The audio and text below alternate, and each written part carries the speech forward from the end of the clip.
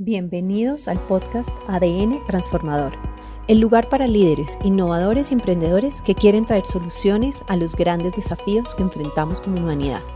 Nuestra misión, movernos de la inercia e indiferencia hacia la esperanza y la acción.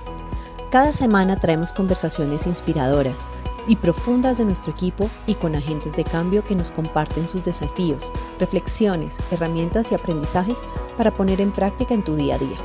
Queremos inspirarte a tomar acción, a liderar con propósito y a transformar tu propio ADN. Comencemos este viaje de inspiración y aprendizaje juntos. Hola, bienvenidas, bienvenidos a este nuevo episodio del ADN Transformador, del podcast del ADN Transformador, podcast para agentes de transformación, para personas que queremos transformarnos y contribuir a la transformación del mundo, de nosotros, para construir ese mundo que, como dice Charles Eisenstein, ese mundo más hermoso que nuestros corazones saben es posible.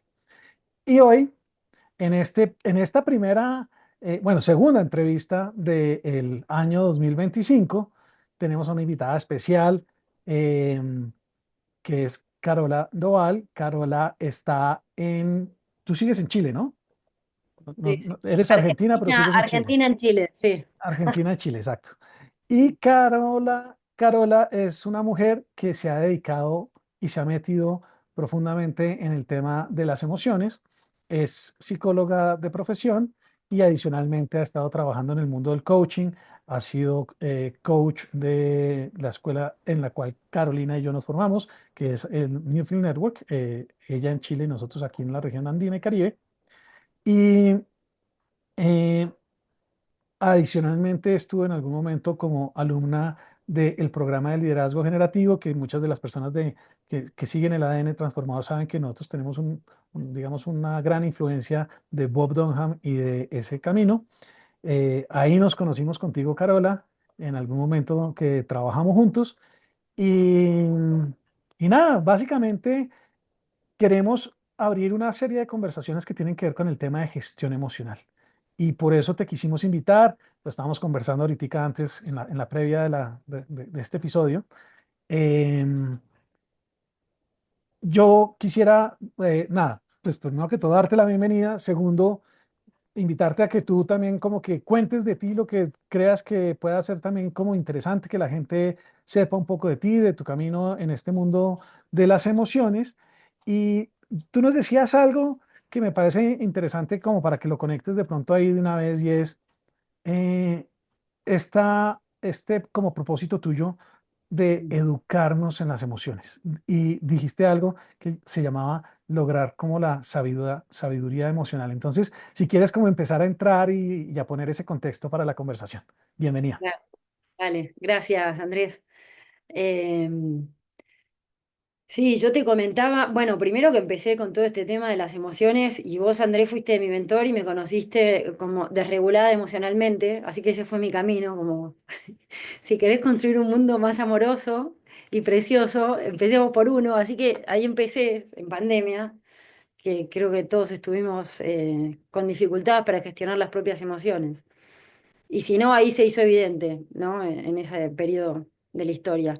Pero yo empecé a estudiar esto porque tengo un propósito hace muchos años, que es de verdad construir un mundo más empático, colaborar con un mundo más empático y más amoroso.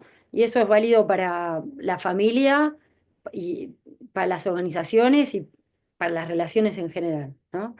Eh, y me di cuenta, primero por experiencia mía, ¿no? Trabajando en coaching, lo que a mí me costaba gestionar las emociones y después, bueno, que me encontraba con coaches y en la vida, ¿no? Con inconvenientes en las relaciones por no saber gestionar nuestras propias emociones y por no saber ni que existen, a veces ni siquiera registrarlas. Entonces ahí empecé todo este tema de, primero empecé con mindfulness, después empecé a estudiar una autora que se llama Carla McLaren y con ella me terminé formando, que tiene una metodología que se llama Dynamic Emotional Integration, DEI es en inglés.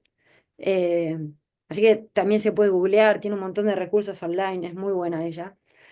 Y, y me pareció que su modelo Ese mismo, qué genio. Bien, es que ella tiene dos líneas, ¿no?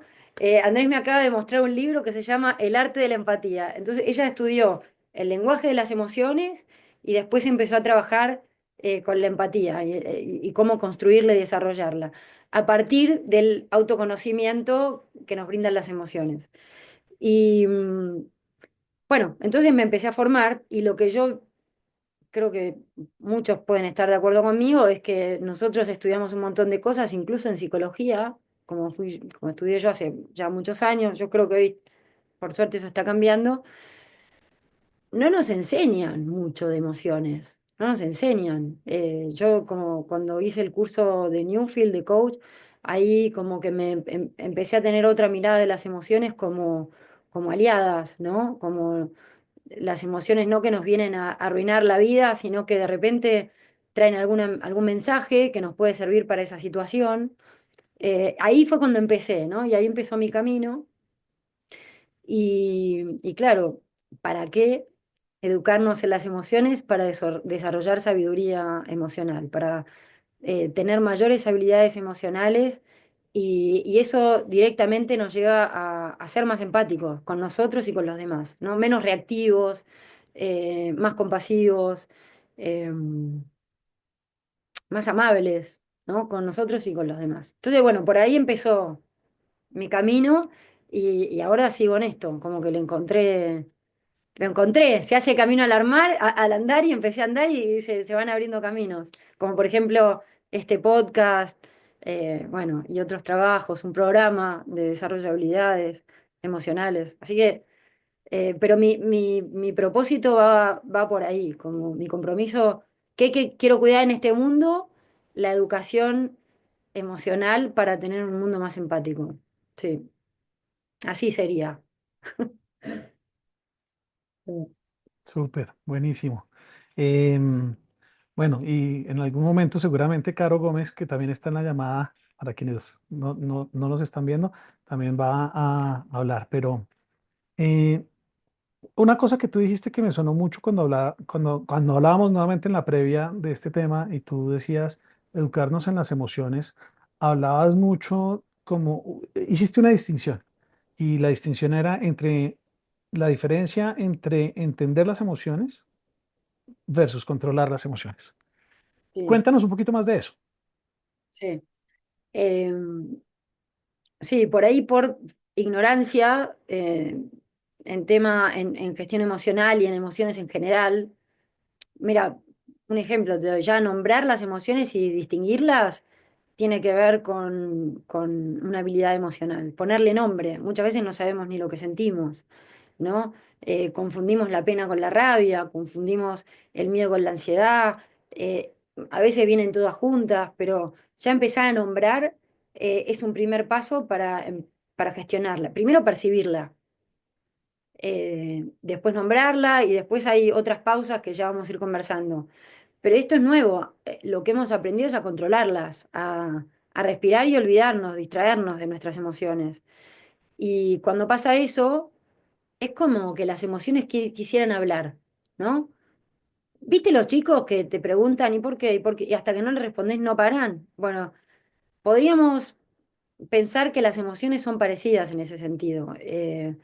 Nos vienen a traer un mensaje para la situación que estamos viviendo y hasta que no las escuchamos, no van a parar. Hasta que no hagamos algo, no van a parar, ¿no? Y ahí es donde yo creo que podemos desarrollar esa sabiduría emocional, entendiendo un poco lo que propone esta autora, Carla McLaren, entendiendo el lenguaje de cada emoción. Más que controlarla o reprimirla, otra es explotar, ¿no? Que son como lo que de alguna manera fuimos pudiendo hacer con las emociones por falta de educación, que es reprimir porque puede ser inadecuado y así nos desconectamos también de nosotros mismos, reprimiendo o explotando, ¿no? Teniendo reacciones así de furia, que después dicen, y que dejaste la escoba, se dice en Chile, es cuando dañas relaciones, no quiero usar malas palabras ni nada por el estilo, pero ya conocemos, ¿no? Lo que provoca una explosión emocional. Podemos embarrarla, herir a personas, arrepentirnos después. Bueno, empieza un tsunami que cuando estamos más tranquilos pensamos, por qué hice eso? ¿Para qué? No gané nada, es más, perdí más que ganar. Entonces, hay un camino en el medio eh, que no es ni controlar ni explotar, sino que es aprender a trabajar con ellas, como amigas, como aliadas que nos vienen a contar algo, ¿no? Eh, y en ese sentido es un entrenamiento también, porque estamos, yo creo que hoy hay muchos más programas para educarnos en las emociones. Yo creo que el mindfulness, por ejemplo, hace un gran trabajo para regularlas, pero yo creo que el trabajo de Carla McLaren es todavía un poquito más profundo porque eh, por lo menos su propuesta, ¿no? Esto es bueno, cada uno con su propuesta, pero yo encontré en la propuesta de ella que puede ir un poquito más profundo en cuanto a qué trae esa emoción. Y cuando aprendemos a trabajar, por ejemplo, te doy un ejemplo, no sé, la tristeza es una emoción que trae una habilidad que tiene que ver con dejar ir aquello que no está funcionando, ¿no? Em, Ella incluso habla, a mí esta fue una de las que más me gustó y me hizo sentido, por ejemplo, habla de la depresión situacional, que a veces se confunde con la depresión clínica, con la depresión química, cuando tenés algún desbalance. Y hay otras depresiones que tienen que ver con ir por una vida que no tiene sentido. Entonces, ¿qué sabiduría tiene la depresión? Si le vamos a buscar una sabiduría, es que te quita la energía para que reflexiones sobre el rumbo que le querés dar a tu vida. Mirá qué pavadita que está la depresión situacional. Entonces, esa mirada de las emociones me pareció como eh, genial y que realmente traen una sabiduría que nosotros ya tenemos, que hay que aprender a hablar ese idioma, porque es una sabiduría que viene con nuestras emociones y que nos ayuda a ir desarrollando la sabiduría emocional, habilidades emocionales y a entender las emociones de los otros, ¿no? Mm, Más que reprimirlas, tener una mirada como más empática, mm, ¿no? No juzgarlas, escucharlas, aprender a veces a estar con emociones que son sumamente incómodas, pero por algo aparecen, ¿no? mm. Oye, quiero traer una voz que yo creo que es una voz que viene de la cultura. Y es la voz de, oye, muy chévere todo esto en el ámbito personal.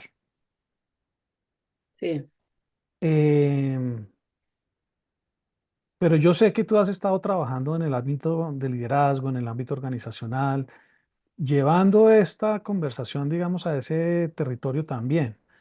Em, y un poco esa voz de la cultura es, ok, ¿y cómo es que esto es relevante en el mundo de los negocios, en el mundo de las organizaciones? sí. Bueno, esa es la pregunta de hoy, ¿no? Hoy se habla de bienestar emocional y que va de la mano con el rendimiento y los resultados. Entonces, eh, esto no lo digo yo, está estudiado, ¿no? Que cuando tenés entornos, por ahí voy a meter otro concepto que no es de Carla McLaren, pero creo que viene al caso de otra autora, Amy Edmondson, creo que se llama. Sí, Amy Edmondson, que ella habla de seguridad psicológica. Y la seguridad psicológica justamente es generar las condiciones para que las personas eh, se sientan desafiadas desde su zona de confort, pero no entren en pánico. O sea, ¿qué significa eso? Su ventana para el rendimiento y el aprendizaje sea seguro. Por ejemplo, no es nuevo lo que yo estoy diciendo, lo que pasa es que no pasa en las organizaciones, porque yo creo que lo que falta no son distinciones, sino entrenamiento en educación emocional. Una cosa es, bueno, hacer un curso, yo lo he visto, por eso me parece que hacen falta programas de educación emocional porque podés aprender temas o podés leerlo en un libro, pero si no tenés la recurrencia y el entrenamiento, bueno, listo, es un contenido más y se olvida, ¿no? Y, para generar bienestar en las organizaciones hay que entrenarse, y sobre todo los líderes, porque eh, hablábamos también en la previa, ¿no? Para mí los cambios o la transformación ocurre de adentro hacia afuera y de arriba para abajo. O sea, los líderes son agentes transformadores por excelencia. Entonces, que ellos estén entrenados en desarrollar habilidades emocionales, que puedan ser más empáticos, que puedan exigir también, porque al final no se trata de tratar a la gente. Bueno, y acá voy a meter otra autora que habla de motivación intrínseca. eh, no, es un autor, no me acuerdo ahora el nombre, pero él justamente también hablan, muchos van confluyendo en cómo los líderes pueden generar condiciones emocionales para que la gente tenga ganas de ir a trabajar, tenga ganas de dar lo mejor de sí, existe el engagement, el compromiso con lo que hacen, ¿no? Entonces, yo estoy convencida que el entrenamiento en la educación emocional genera eso en, en el bienestar y por lo tanto en el rendimiento y en los resultados de las organizaciones. Eh, pero estoy convencida y está como ya hay muchos estudios que van hacia ese lado, ¿no? Como metaanálisis que muestran y ya lo comprueban que el bienestar emocional genera mejores resultados, eh, mejor rendimiento de las personas, mayor engagement. Entonces, eh, como que también hay que como ir cambiando la cabeza, porque yo vengo de otra cabeza, ¿no? Donde te tenés que controlar, donde las emociones molestan. Entonces yo fui haciendo esa transformación y yo creo que hay mucha gente que está en ese camino, ¿no? Cambiando. Eh, que además es más saludable para todos. Pero bueno, hay que atreverse, porque de funcionar de una manera controlando, por ahí supervisando el trabajo, a confiar en las personas y generar las condiciones para que trabajen, es un salto cuántico. Y, Pero y eh, ahí vengo escuchándote, está como, claro, hay muchos estudios hoy por hoy, hay toda una despliegue de comunicaciones de la importancia de la gestión emocional, de la inteligencia emocional, y sin embargo, no sigue estando presente en las organizaciones. Sigue siendo algo como, sí, tiene sus beneficios, pero yo creo que no se ha sabido abordar de la mejor manera. Tal vez está como en lo que tú decías al comienzo, se está haciendo es como conecta con tus emociones, pero desde un lugar como muy ingenuo también, ¿no? Como muy superficial. Y ahí me surge la pregunta de cuáles pueden estar siendo como esos iniciales bloqueos o esas resistencias que hay en las organizaciones para realmente permitirse tener esa práctica. Nosotros estamos totalmente de acuerdo que es un músculo como cualquier otro, hay que ejercitarlo. Muchas de las organizaciones, por ejemplo, a nosotros nos piden, quiero el taller, venga y hable de las emociones y en 2 horas se espera que todo el mundo ya tenga una gestión emocional.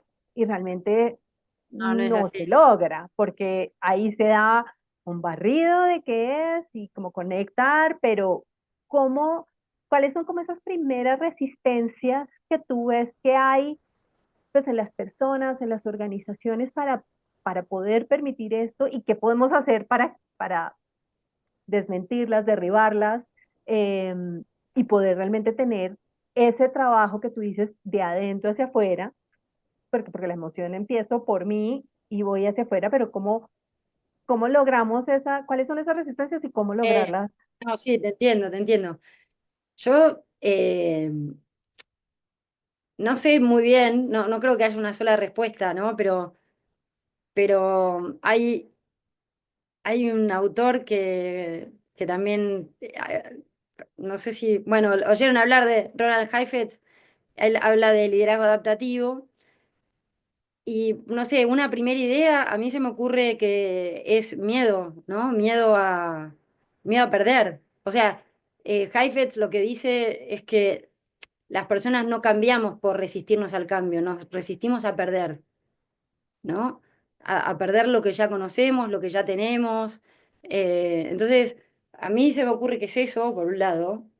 eh, como miedo a perder la seguridad de lo que funciona, aunque hay cosas que ya se comprueba que funcionan mejor, pero bueno, no sé, cambiar la mentalidad no es tan fácil, ustedes saben. Eh, Esa se me ocurre como una posibilidad. Y lo otro es que las emociones tradicionalmente daban miedo, ¿no? Porque son como entre miedo que te vienen a molestar la existencia, te hacen sufrir y, y también, y esto me ha pasado con colegas, como que me dicen, bueno, pero esto es muy light, pero, viste, si no se mide, no se... eh, con colegas. Entonces, como que gente que trabajamos en lo mismo, prefieren así, dame, no sé, como decirme, paso uno, paso dos, paso tres y listo, y chau, y next, ¿no? Y esto es un entrenamiento, esto es un entrenamiento. De hecho, yo me acuerdo que hace unos años, bueno, hoy estaba a la mañana en un taller, pero hace unos años nosotros trabajamos el tema de regulación emocional antes de conocer este modelo con actores, ¿no? Y entonces tenían que trabajar con actores que por ahí eran clientes agresivos o clientes inseguros, y ahí hay todo un tema de trabajo emocional y empático.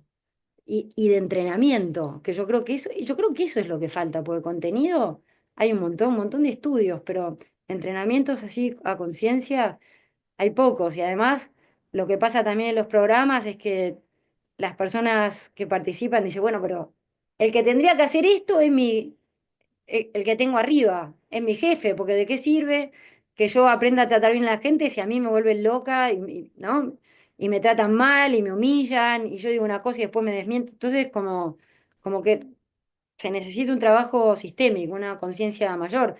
También veo un montón de gente que está convencida y que es un placer, que se involucran y bueno, y los resultados son distintos, porque en esto quiero como poner una diferencia. Se pueden tener buenos resultados presionando a la gente, asustando a la gente, pero eso no es sostenible en el tiempo. Cuando, cuando hay personas que están estresadas permanentemente, crónicamente, al final las personas terminan en un burnout, licencias médicas, se terminan enfermando y se van. Y lo peor de todo es que las personas que se van, las primeras que se van, son las personas más talentosas. Entonces, no apostar a una cultura de mayor bienestar, no entrenarse en esto, también hace que te quedes con las personas menos talentosas en la organización. Por lo tanto, con resultados más o menos. No haciendo o logrando diferencias, ¿no? Eh, en lo que vos hagas, en lo que haga tu organización. Oye, ¿te ha pasado o te pasa que ves que cuando, bueno, nosotros hemos abordado esto como desde el punto de vista de la gestión emocional, y Sí, te ha pasado que ese es el mismo, ese es un nombre distinto para el control emocional, pero que es la misma cosa? sí, me ha pasado que hablan de gestión emocional y en el fondo lo que están haciendo es controlar para no explotar, pero distraerte, olvidarte de que tuviste rabia, Mm, olvidarte de que tuviste miedo, ¿no? mm, O sí, y bueno, y ahí hay una confusión grande, porque por lo menos como yo trabajo, es que el miedo, como todas las emociones, trae un mensaje. El miedo tiene que ver con ponerte alerta cuando hay algún cambio en el ambiente, o el miedo, mira, es que podría. Hay cuatro llaves para acceder, ya que estamos hablando de la sabiduría emocional, hay cuatro llaves para acceder a la sabiduría. Una es no juzgarlas, a las emociones, en buenas, malas, no juzgarlas, las emociones son, aparecen. Dos, que vienen en grupos, no es que viene una clarita, ahora tengo miedo, se me pasa, después viene la alegría y después viene... No, a veces es todo junto, ¿no? Em, Tres, las intensidades, reconocer que hay intensidades. Y por supuesto que nosotros aprendimos a reconocer las emociones cuando estamos por explotar, ¿no? Porque no desarrollamos esa conexión con nuestras emociones. Hay un autor, Damasio, que él dice que el cuerpo sabe antes que la cabeza, que la corteza. El cuerpo ya sabe lo que te pasa, lo que pasa es que falta, ya sabe, ya insinúa que viene una emoción. Después la corteza, si puede, le pone un nombre. Y si puede, evita que reacciones y que puedas trabajar con ella. Entonces, volviendo a tu pregunta, Andrés, la diferencia entre control y gestión, te lo voy a poner con una emoción, por ahí es más fácil así. Hablemos del miedo un rato.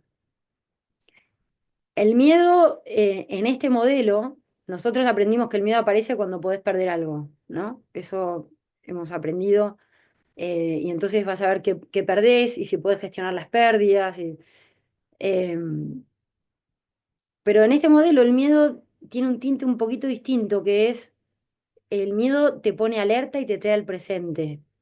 Incluso es tu intuición. No sé si les ha pasado, por ejemplo, que no sé, los llama un cliente y les pide algo y dice, y sienten en el estómago o en alguna parte del cuerpo, esto no me huele bien, ¿no? O alguna invitación a un proyecto y después se dan cuenta que, no sé, que no resultó, que no era tan así como les habían dicho, que tienen problemas. Bueno, ese es un miedo sutil, sutil. Y esa primera como sensación en el cuerpo de puede que acá haya algo malo. Y después tenemos el miedo, tal como lo conocemos, es que nos pone en alerta, nos abre los ojos y a lo que nos invita el miedo es a ver qué está pasando en el entorno para prepararme, ¿no? Eh, y llevado al extremo, aparece el pánico. Y en el pánico no podemos ni pensar. El pánico se trata de sobrevivir, ¿no? Y también algo que hemos aprendido, en el pánico es una reacción, más que una respuesta elegida y consciente, es una reacción, que es eh, huir, si no puedo huir, voy a atacar o me voy a paralizar, ¿no? Y ahora se está encontrando una tercera opción que es unirme a la manada. Termino haciendo cosas que si yo no estuviese en pánico, no las haría, ¿no? Como agredir a alguien, como el bullying, como... em, entonces, eh, justamente la diferencia entre esta invitación que es gestionar y trabajar con las emociones y el control es entender el sentido de cada emoción. Son 17 emociones en este modelo, tampoco es que son 150, son 17, pero por ahí conociendo las emociones básicas es suficiente, ¿no? Sabiendo que el miedo me trae este regalito de prestar atención a lo que está pasando, revisá 2 veces lo que vas a hacer, si tenés miedo a la presentación, practicala, no lo evites al miedo, hacele caso, practicalo frente al espejo, en una presentación, por ejemplo. A mí me daba miedo hablar en público. Bueno, yo no trabajaba bien con el miedo, entonces hacía cualquier cosa, trataba de evitarlo el miedo y nunca me preparaba bien. Entonces era como un círculo vicioso. Me salía mal, entonces lo evitaba y así, ¿no? Hasta que, bueno, entendí que el miedo, lo único que me viene a decir es, che, si esto te importa, prepárate y bueno, y me preparé. Y así con todo, te pongo la presentación como ejemplo, pero ese es el regalo del miedo, ¿no? Presta atención en su manera más sutil, por ahí no es lo que parece, eh, y cuando tenés un miedo más clarito, bueno, hay que prepararse, hay que preparar lo que Oye, sea.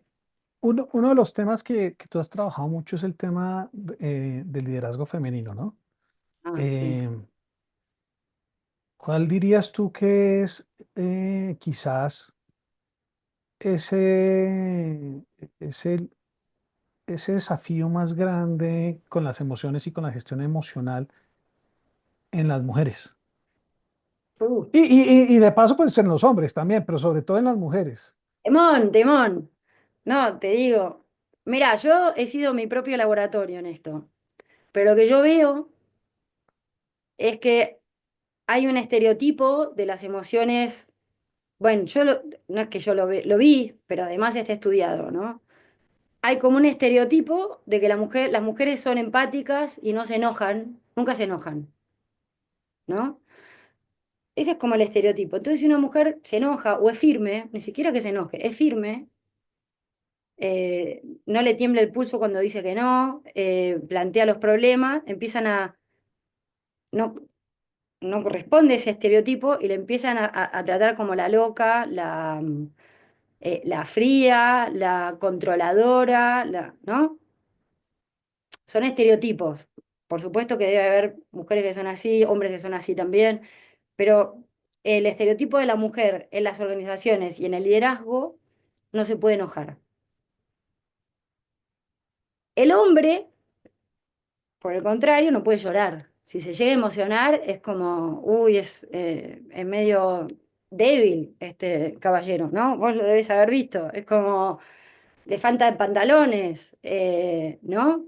Entonces, claro, al no conectarnos con esas habilidades, tanto hombres con algunas, mujeres con la rabia, por ejemplo, hemos perdido las habilidades que traen estas emociones. Y la habilidad que trae la rabia es poner tu voz en el mundo, decir lo que pensás, asertivamente, ¿no? Y por no saber hacerlo, y, y ahora voy a hablar por mí, pero por muchas mujeres con las que trabajé, por no saber hacerlo, podés quedar como una loca, gritar, ¿no? O enfermarte porque no decís nada, y, ¿no? Y empezás como a, como a reprimir las propias emociones, reprimirlo, y eso lo que hace es, además de enfermarnos y generar malestar, nos genera una distancia de nosotros mismos que cada vez nos vamos desconociendo, en vez de generar esa sabiduría emocional, la vamos perdiendo, ¿no? Y yo te diría que en las mujeres es eso, es como aprender a sacar la voz de manera firme con la ayuda de la rabia. Pero no una rabia para agredir, una rabia para pelear, es la rabia para decir no estoy de acuerdo, la rabia para decir creo que acá hay un error, necesito que lo revisemos, y además, agregale que las mujeres somos minoría en las organizaciones. Yo no sé en Colombia, pero acá en Chile, en la alta dirección hay un 5 o 7% de mujeres. Entran parejo, 60 40 60 hombres, 40 mujeres, casi parejito. Pero las mujeres se van quedando a medida que va subiendo, en parte porque tienen hijos, en parte porque tampoco hay políticas, ¿no? para ayudar. Bueno, todo eso se está revisando, por suerte, con estas nuevas generaciones donde los hombres también pueden participar de la crianza.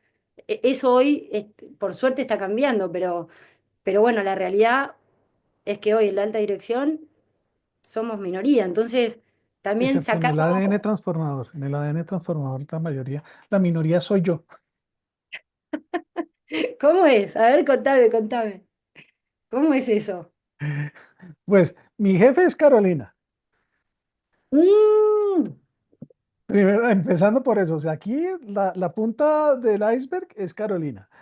Y adicionalmente, otra de los miembros del equipo también es mujer, que es Elsa.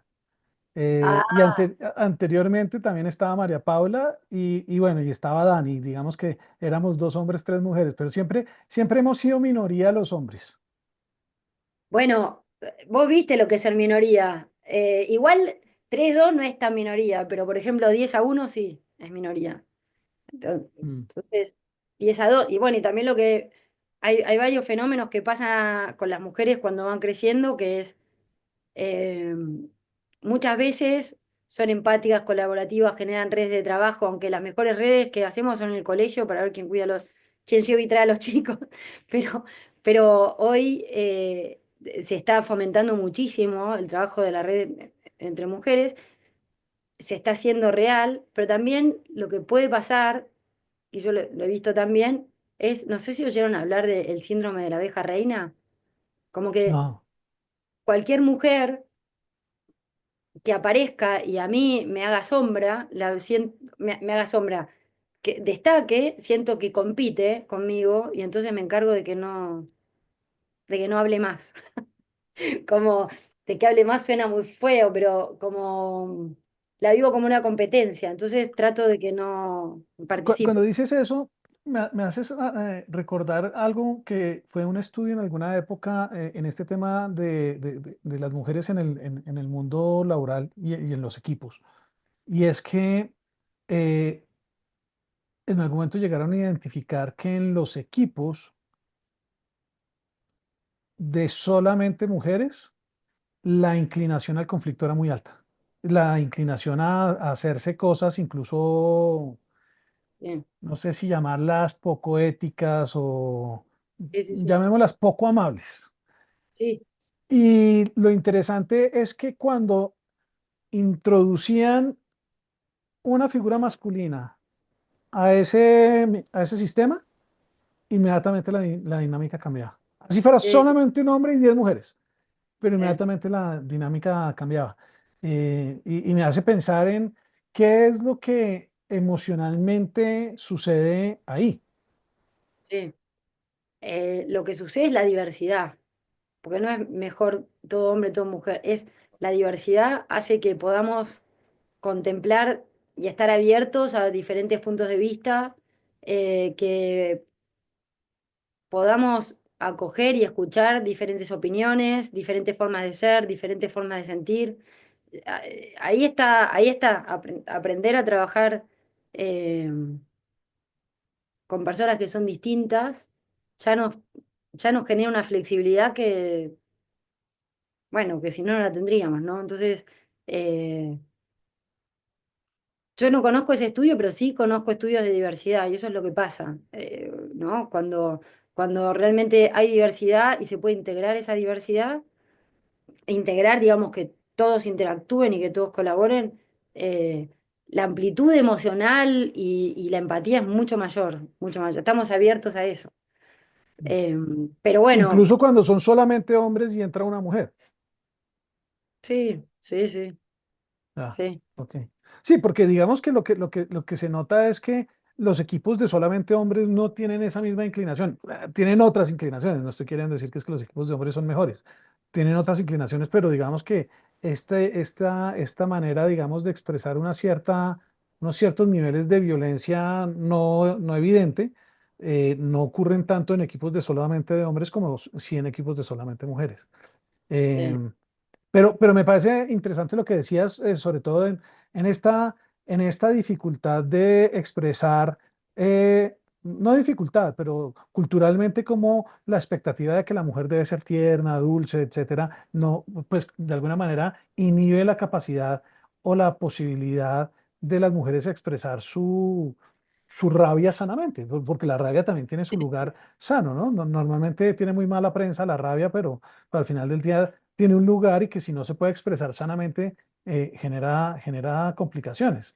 Así como lo que decías para los hombres, el no poder llorar. Yo me acuerdo, yo presté servicio militar en Colombia y un día estaba yo haciendo la fila para que nos dieran la comida y llegó otra persona que era un soldado, pero un soldado de mayor antigüedad que yo y con un rango un poquito más alto que yo.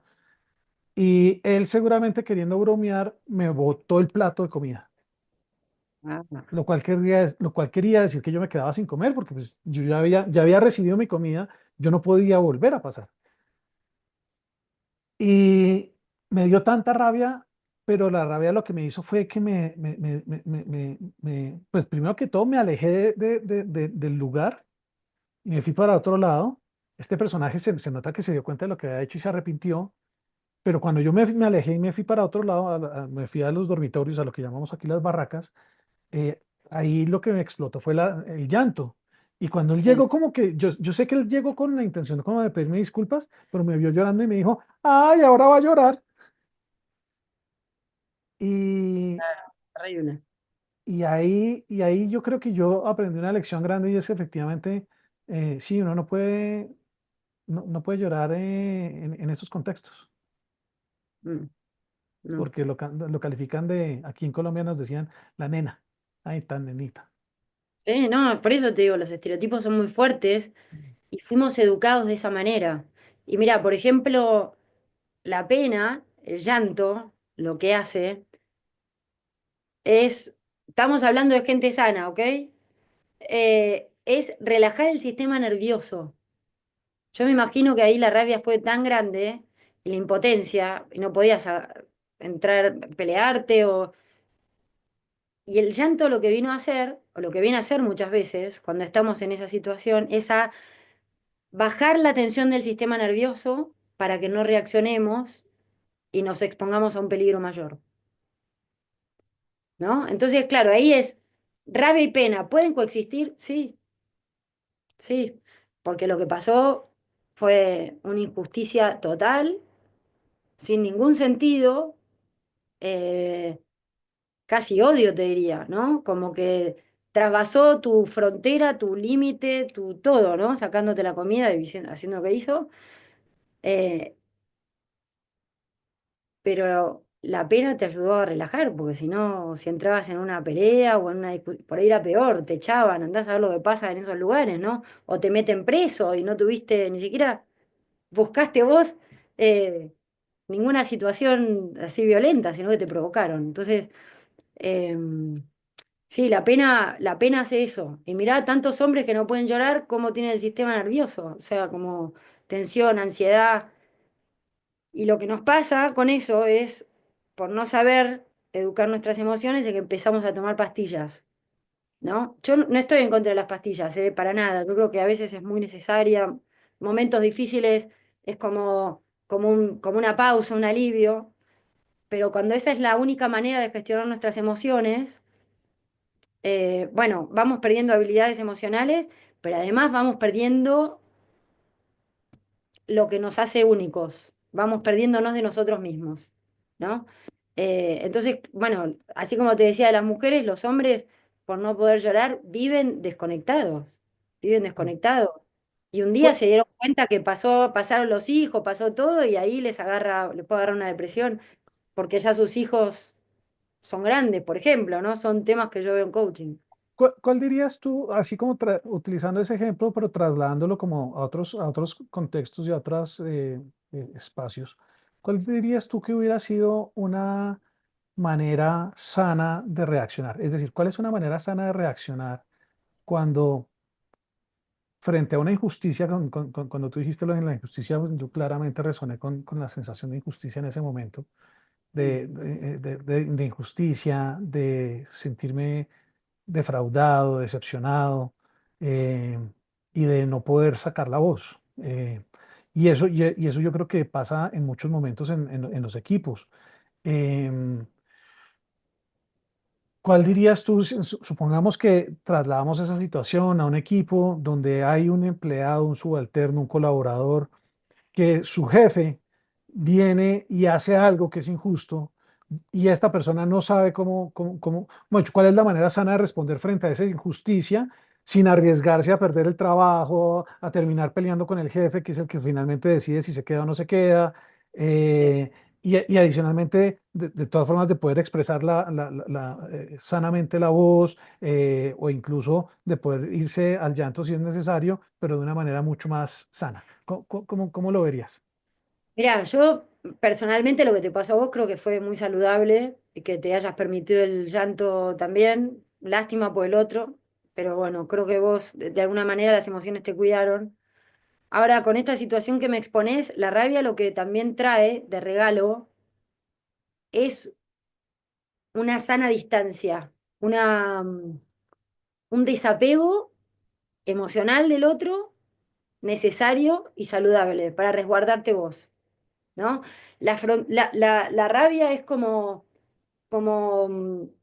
Carla McLaren dice que es como la centinela leal, la centinela o el guardián leal. La rabia es como si fuese un personaje que cuida nuestras fronteras personales, nuestros límites personales.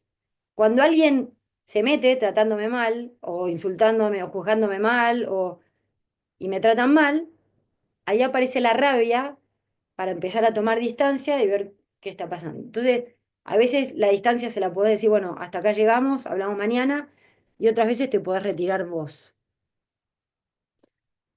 Y ese sano desapego también, lo que cuando aprendemos a trabajar con la rabia, y esto es algo que yo sigo trabajando todos los días, también nos permite conectarnos con lo que somos capaces, con nuestro poder personal, ¿no? Pero una cosa es reaccionar y, claro, explotar con el jefe o llegar al día siguiente y presentar la renuncia, eso es explotar. Pero cuando nos conectamos con nuestro poder personal, nos damos cuenta que de repente podemos pedir un cambio de área, este tipo no lo voy a cambiar, puedo pedir un cambio de, no sé, puedo ponerme a buscar trabajo, puedo hacer una denuncia, puedo hacer un montón de cosas, eh, puedo irme a emprender, puedo emprender yo sola. ¿Se escuchan? Tengo perros, ¿se escuchan? No, no, ya. ¿No? Muy suavemente en el fondo. Ah, te conectan con ese poder personal, pero para eso hay que desapegarse, porque si no podés entrar a pelear con el otro, ¿no? Que es por ahí la manera más desregulada.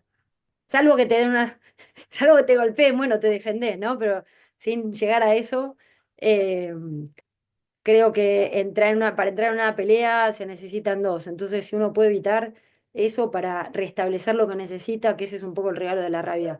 ¿Qué necesito restablecer? Mi dignidad, mi poder personal, mi, no sé, el respeto, que se trabaje bien en el equipo. Bueno, ¿cómo lo hago? ¿Dónde lo encuentro? Si no lo encuentro acá, lo busco en otro lado. Pero ese es el trabajo con la rabia. Cuando no sentimos la rabia, estamos como expuestos permanentemente a situaciones así, ¿no? Donde tu dignidad o tus límites sean sobrepasados. Y, por supuesto te sientas mal y aparezcan otras emociones como la depresión que te viene a decir así no puedes seguir, ¿no? Eh, pero bueno, ese es el regalito. Es como una aldea emocional, ¿viste? No hay una. Listo. Es una aldea gigante. Pero bueno, la rabia viene a traer ese regalo, el sano desapego y tu poder personal de qué querés hacer.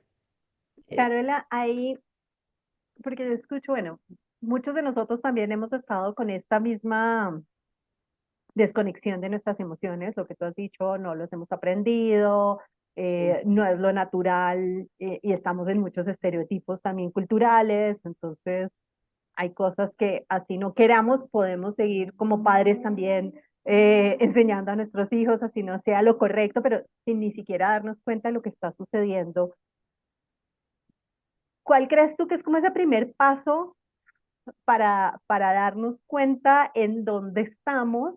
O sea, yo creo que debe haber como unos síntomas que me están diciendo, oiga, esto si le está pasando, si usted se está sintiendo así, claramente es que hay una desconexión emocional o que no estás escuchando esos mensajes o que no estás escuchando el cuerpo, lo que tú decías, tu cuerpo te está diciendo también, porque nosotros también creemos eso, o sea, hay una conexión entre lo que pensamos, entre lo que decimos, entre lo que sentimos, entonces, ¿qué, qué, cuál puede ser como ese paso que podemos dar para decir, oiga, aquí hay algo que tengo que empezar a revisar mis emociones, que puedo empezar a conectar de una manera distinta, pero como hago primero para hacer conciencia? O sea, nosotros pasamos, para saber dónde estoy. exacto, nosotros decimos, el agente de transformación pasa de la inercia y probablemente estamos en una inercia en nuestras emociones, ni nos damos cuenta, explotamos, hacemos y vamos por el mundo porque así soy yo, Sí, sí. ¿sí? Entonces es cómo pasamos de esa inercia a hacer conciencia para después lo que decimos, cuando ya tenemos conciencia puedo elegir si quiero o no quiero cambiar y elegir si quiero o no quiero entrenar o practicar, pero ¿cómo hago ese primer pasito para salir de la inercia en la que podemos estar con respecto a las emociones? Sí, de nuevo, no sé si hay una sola respuesta, pero es más, creo que no, pero primero yo creo que el primer paso es querer hacer algo. Primero, darnos cuenta nosotros si queremos hacer algo o no, ¿no? Yo, personalmente, a mí me pasó encontrarme en situaciones que después me arrepentí. Me pasó con mis hijos, me pasó en el trabajo, ¿no? Entonces, por ahí un primer paso es eh, ver cómo estás, si te sentís bien en tus entornos, eh, reconocer también si sos muy reactiva o muy irritable. eh, Son algunos indicadores, ¿no? Eh, Vivir en estado de tensión permanente también nos pone muy irritables y muy disociados, porque como es difícil estar ansioso con el cortisol tan alto, reprimimos, ¿no? Entonces, empezar a ver cómo vivimos es, creo que, un primer paso, ¿no? Si me siento reactivo, si me siento irritable, puedo preguntar también, ¿no? Cómo me ven, a gente que nos quiere, ¿no? Em, Ese creo que puede ser un primer paso. Y hablábamos un poquito de algunas herramientas que pueden servir.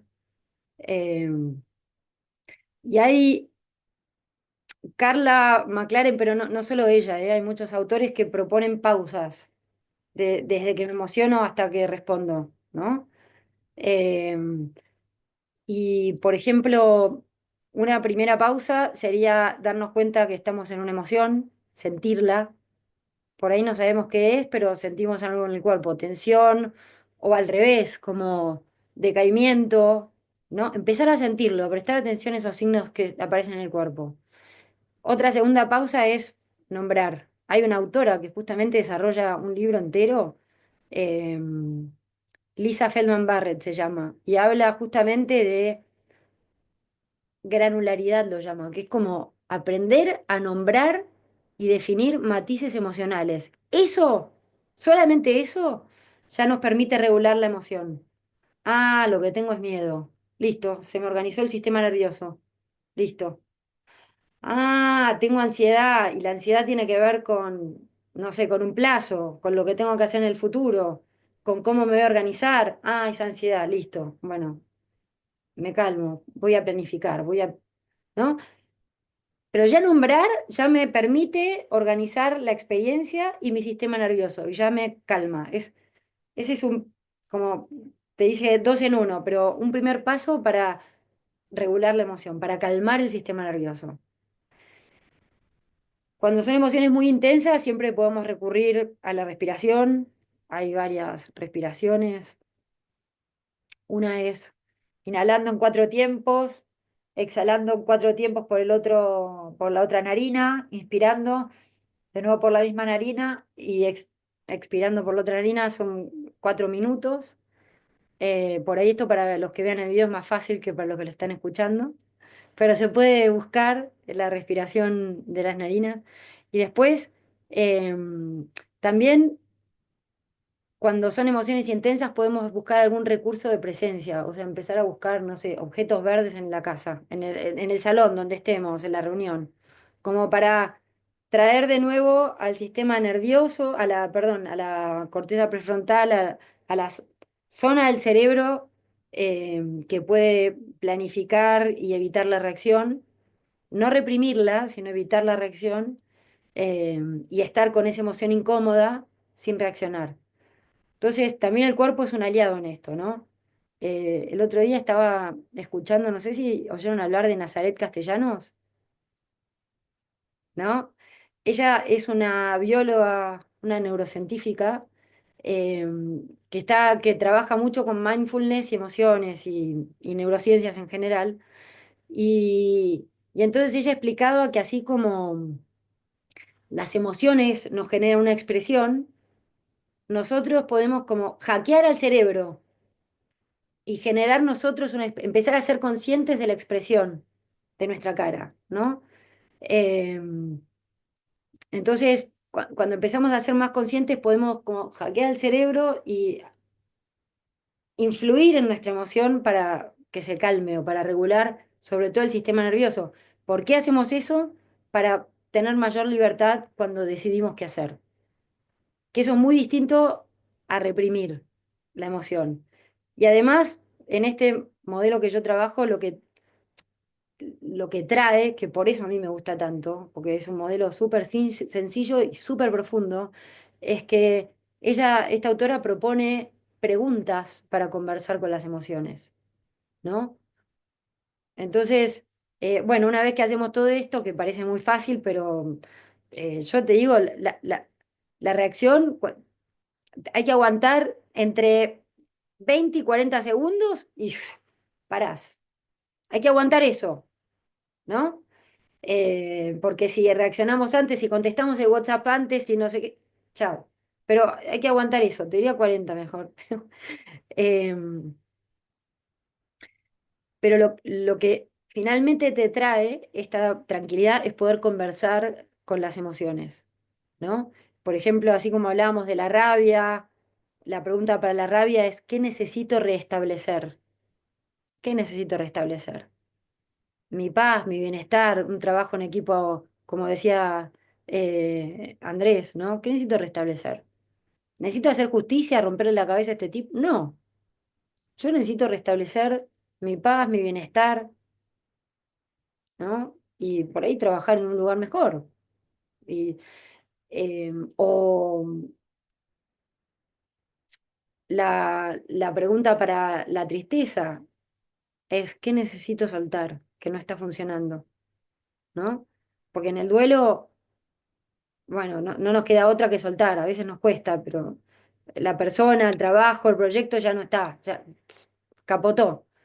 Pero en la tristeza todavía tenemos opción de seguir pegados en algo que no está funcionando o soltar, ¿no? Y la tristeza trae también una renovación y aire nuevo cuando podemos canalizarla y trabajar con ella, ¿no? Y otra emoción, ¿qué otra emoción hablamos? Hablamos del miedo, hablamos de la tristeza, hablamos de la rabia. Ah, el miedo. El miedo eh, es qué acción debo tomar, qué tengo que hacer, estar atenta, qué hay que hacer, ¿no? Y la ansiedad, que es como una prima hermana del miedo, eh, la ansiedad está mucho más enfocada en el futuro, ¿no? Y aparece cuando tenemos plazos, cuando tenemos que entregar algo, cuando hay que, eh, no sé, llega. Sí, básicamente eso, cuando empiezan a aparecernos plazos y tenemos que cumplir, tenemos que hacer. Ahí, imagínense en una empresa la cantidad de plazos que tenemos, toda esta frase horrible que es lo necesito para ayer, ya es una frase que, ¡tuc! Ansiedad a la enésima potencia.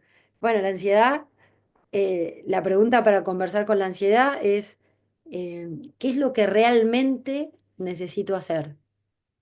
Y acá la palabra clave es realmente, porque si no ponemos realmente, empezamos a hacer 8000 cosas que no es lo que realmente necesitamos hacer, Y ¿no? ahí me están llevando estas preguntas que a veces como líderes podemos, puede que, claro, que las personas y nuestro equipo no podamos decir o llevar a un entrenamiento emocional en todos, pero si yo tengo un proyecto que tiene un tiempo límite y sé que eso va a generar ansiedad en mi equipo, Sí. puedo adelantarme a hacerle a mi equipo esa pregunta, por ejemplo, ¿realmente qué puedes hacer? ¿Sí? ¿Cuáles son las acciones? Entonces, como que de cierta manera, como líderes, podemos usar estas preguntas no solo para preguntársela a la emoción, sino para traerla a la conciencia del equipo y empezar a identificar, ah, tal vez mi equipo ahorita tiene miedo o tal vez está en tristeza o estamos en un proceso de cambio y entonces está en un duelo o tal vez trabajo con solo mujeres y sé que aquí hay un tema de rabia porque es más natural.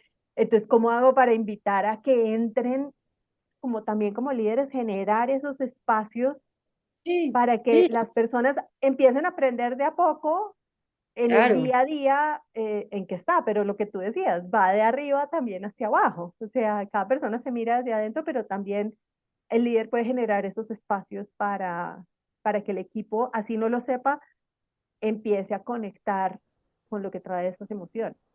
Sí, sí, 100%. Imagínate si los líderes aprendieran a conocer las emociones de esta manera, que no son ni buenas ni malas, que traen mensajes y que podés ayudar a tu gente a conversar, o sea, a hacerles preguntas que les permitan destrabar esa emoción, ¿no? Porque muchas veces, como no sabemos qué hacer con las emociones, quedan ahí trabadas y no se van hasta que les demos.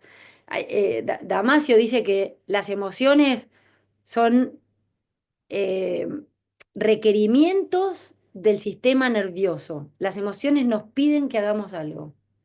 Entonces, una manera de destrabar ese movimiento es, bueno, haciendo las preguntas, ¿no? Ayudando a las personas a hacerse las preguntas, a reflexionar, a conocerse y a conectarse con lo que realmente necesitan, Mm. quieren cuidar, eh, sí, la vida que Y, quieren y, llevar. y eso resuena mucho con lo que dice también Carla de las emociones como un llamado para la acción, que yo creo que es un contexto también interesante, no solamente interesante, importante para mirar desde el cual mirar las emociones, porque, porque nosotros culturalmente, nuevamente, creo que tenemos un sesgo hacia ver las emociones como cosas abstractas, un poquito esotéricas, eh,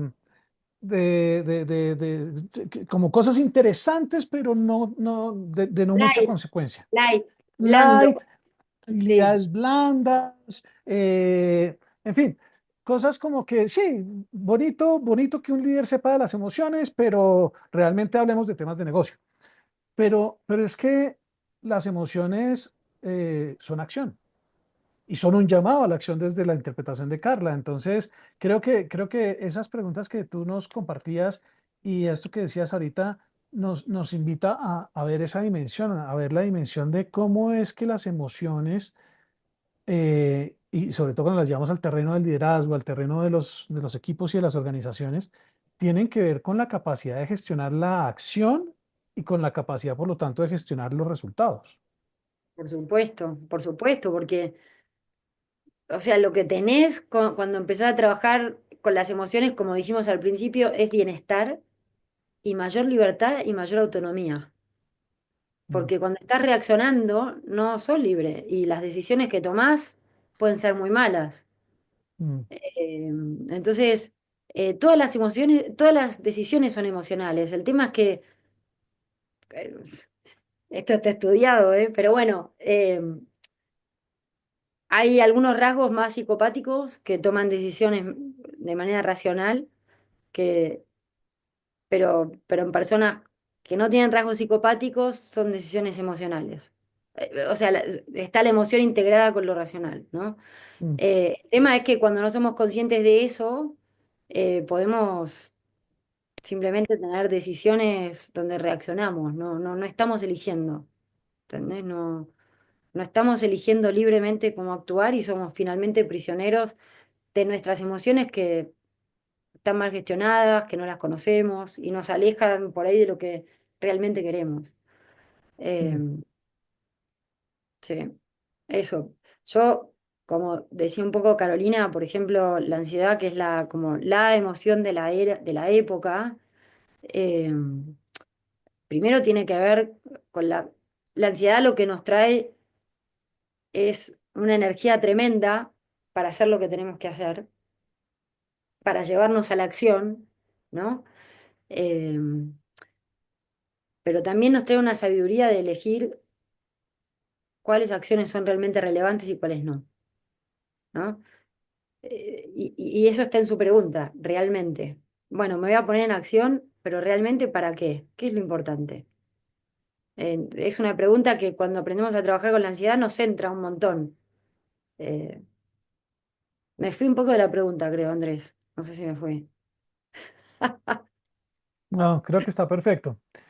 Y ven, te pregunto también como un poquito empezando a entrar quizás en el cierre de esta conversación y es em, si todo lo que hemos hablado se le olvida a la gente, en todo lo que hemos hablado hoy, se le olvida a las personas que lo han estado viendo o escuchando, ¿qué es eso que tú quisieras y que tú dirías que no se les olvide? Si todo lo demás se les olvida, ¿qué es lo que tú dirías? Por favor, recuerden esto. Bueno, qué buena pregunta. Mirá, hay una pregunta primera para hablar con nuestras emociones. Bueno, primero conciencia, esto de sentirla, ¿no? Pero una pregunta que a mí me abrió un mundo, eh, que es, ¿cuál es el propósito de esta emoción? ¿Cuál es el propósito? Más que juzgarla, más que decir como, ¿cuál es el propósito de esta emoción? Como quedarnos en esa pregunta, más que reaccionar o depende de la emoción que sea, ¿no?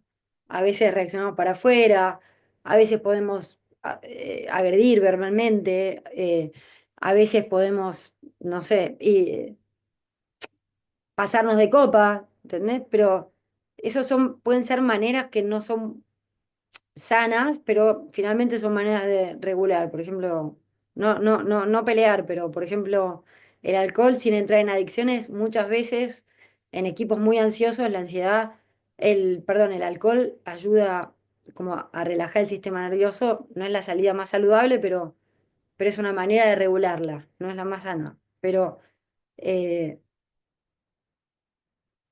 yo creo que, yo creo que eso, ¿no? Como, ¿cuál es el propósito de esta emoción? Preguntarnos eso. Eh, con curiosidad porque es parte nuestra, nos está pasando a nosotros. ¿Qué nos viene a mostrar?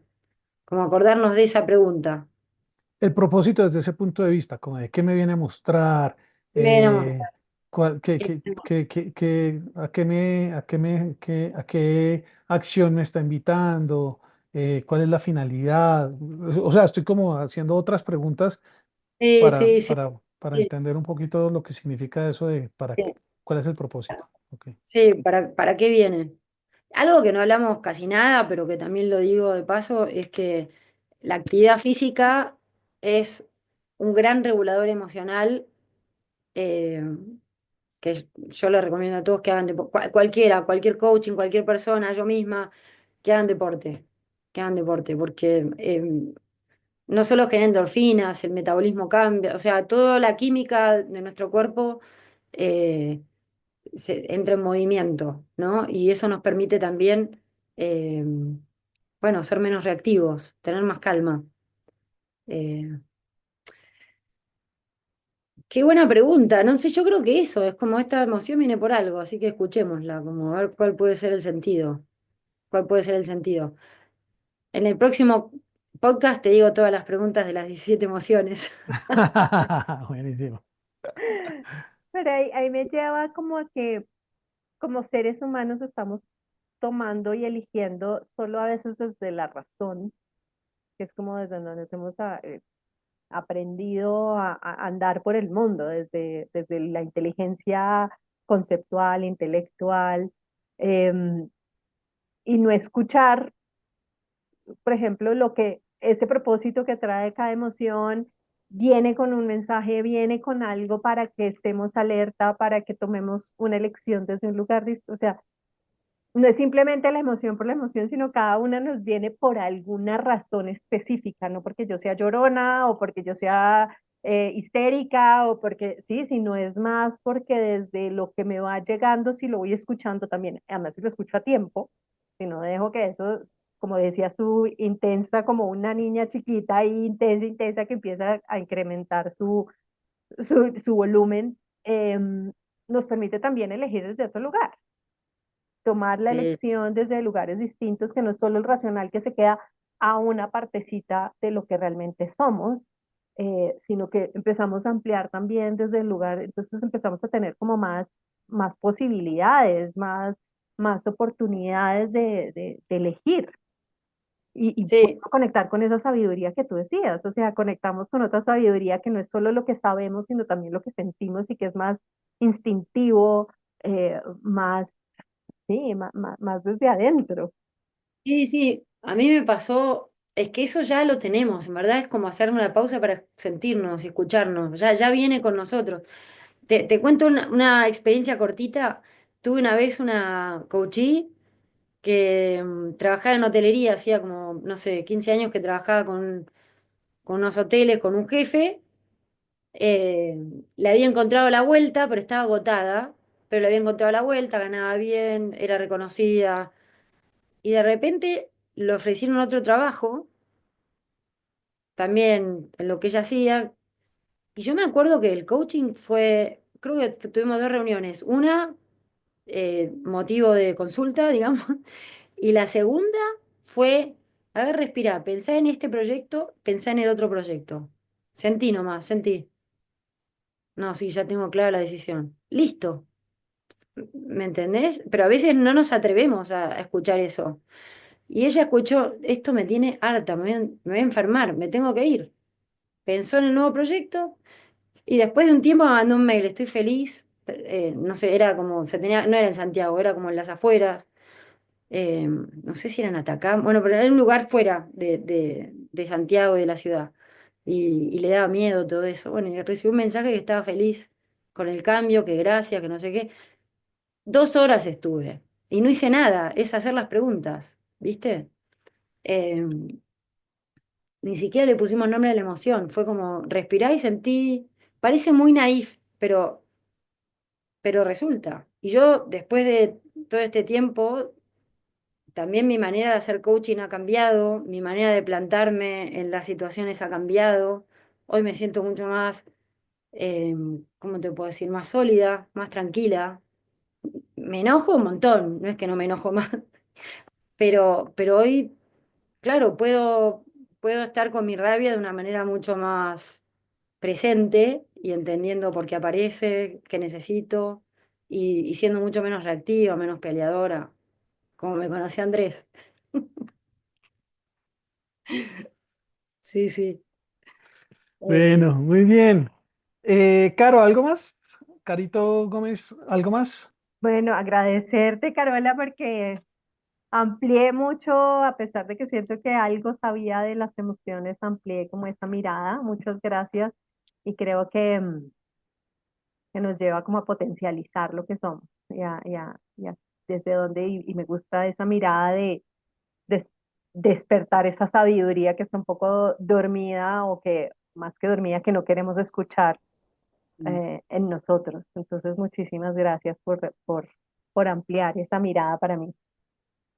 sí, yo les quiero agradecer porque siento que me dan una mano y que juntos vamos construyendo este ADN para transformar el mundo en un mundo más lindo, más precioso, más amoroso. Así que yo muy contenta y también gracias por la confianza de invitarme. Mm, Sí, buenísimo, no, bienvenida. Y gracias a ti nuevamente. Además, gracias porque yo sé que lo acabas de mencionar, no estuvo tan explícito en el resto de la conversación, pero yo sé que este trabajo para ti tiene un sentido grande en torno a cómo generar y cómo tener un mundo más amoroso. sí. Eh, y esa es una conversación, hay veces un poquito ajena al mundo organizacional, pero que yo creo que al final del día tiene que ver con nuestra esencia como seres humanos y Sí, con lo que somos sí, y a lo que venimos.